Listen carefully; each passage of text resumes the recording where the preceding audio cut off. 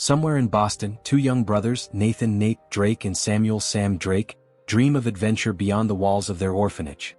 Fascinated by lost treasures and great explorers, they fixate on one legend in particular, the lost fortune of Ferdinand Magellan. One night, their curiosity gets the better of them as they attempt to steal an ancient map from a museum, believing it holds the key to Magellan's missing gold. But before they can escape, they're caught. With nowhere left to turn, Sam is forced to flee, leaving Nate behind with nothing but a promise that they will reunite one day.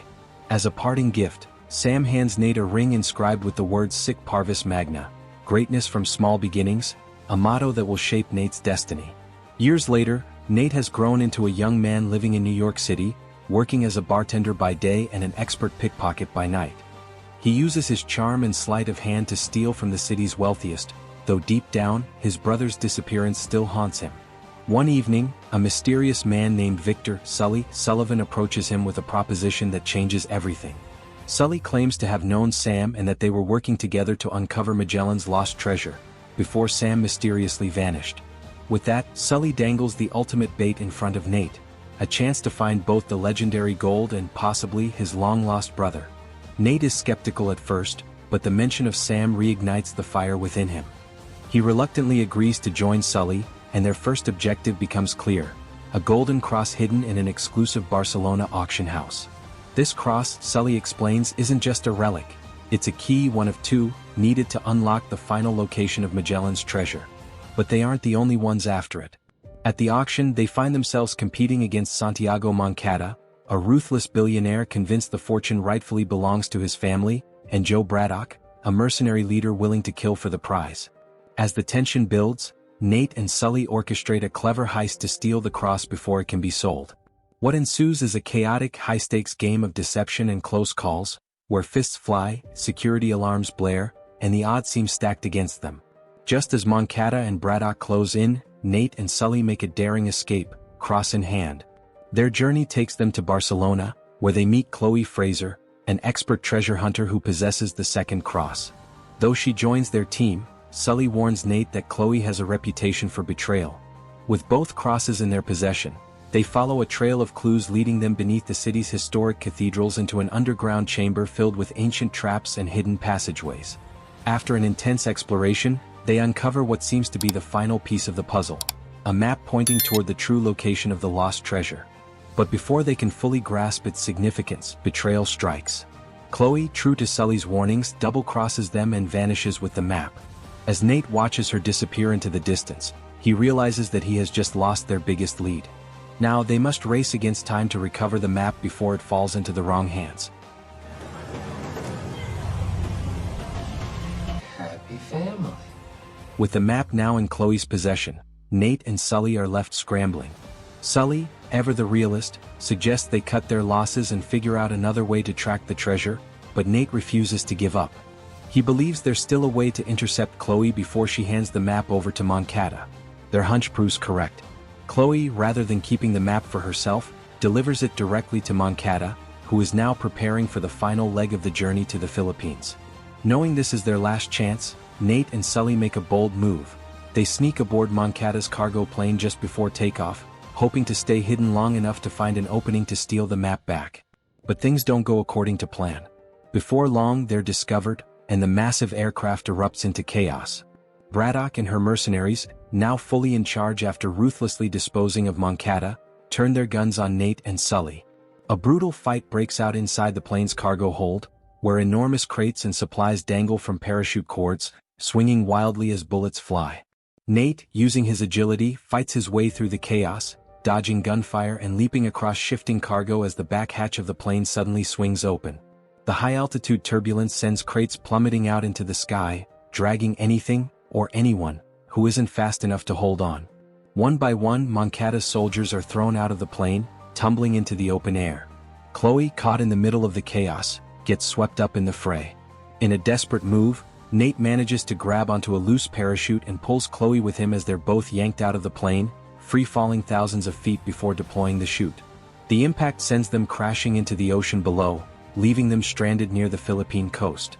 As they wash up on shore, exhaustion and tension hang heavy in the air.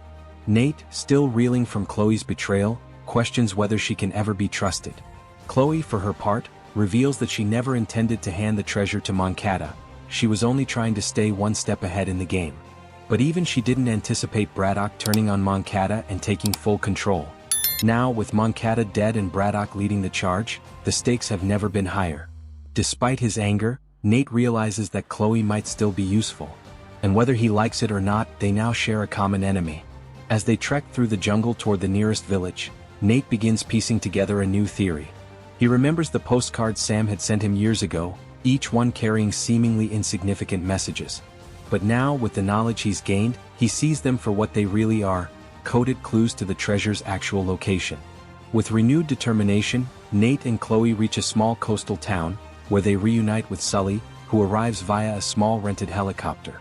Using the hidden messages from Sam's postcards, they deduce that Magellan's treasure isn't where the stolen map had indicated. That means Braddock and her forces are heading in the wrong direction. The real location of the lost fortune is somewhere else entirely, and they're the only ones who know it. With time running out and Braddock closing in, they must move fast. But even as they prepare for the final leg of the journey, one question still lingers. Can Nate truly trust Chloe this time, or will she betray him again the moment the treasure is within reach? I'm sorry. Oh, look. With Braddock and her mercenaries unknowingly heading in the wrong direction, Nate, Sully, and Chloe race toward the real location of Magellan's lost fortune. The final clues from Sam's postcards lead them to an isolated, uncharted island in the Philippines, where the treasure has remained hidden for centuries. Unlike the others who relied on the stolen map, Nate now has the advantage. His brother had left him the true key to solving the mystery. After navigating through dense jungle and treacherous terrain, the trio stumbles upon a vast cave system. Deep within, they make a stunning discovery: two ancient Spanish galleons, perfectly preserved inside a massive cavern. The ships, part of Magellan's original fleet, had been carefully hidden away, untouched for hundreds of years. And within them, chests overflowing with gold, jewels, and priceless artifacts, a fortune beyond imagination. Nate and Sully can hardly believe their eyes.